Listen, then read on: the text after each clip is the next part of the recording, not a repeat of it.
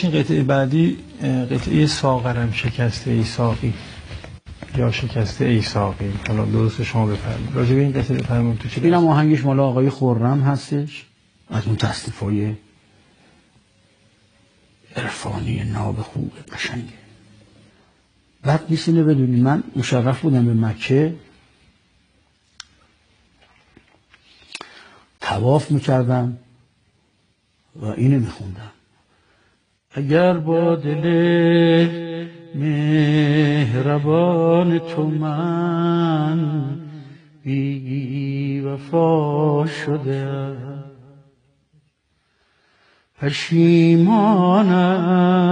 پشیمانم اگر غیر تو در جهان به کسی آشنا شده،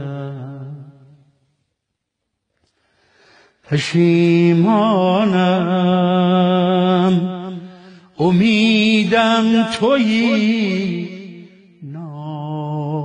امیدم مکن، جز تو یاری ندارم. سحر شد بگو با کدام آرزو سر به بالین گذارم. داشتم طواف میکردم اینو میخوندم، کسی از پشت سر سر شونم. برگشتم دیدم زنده یاد دکتر مناقبی، جواد مناقبیه،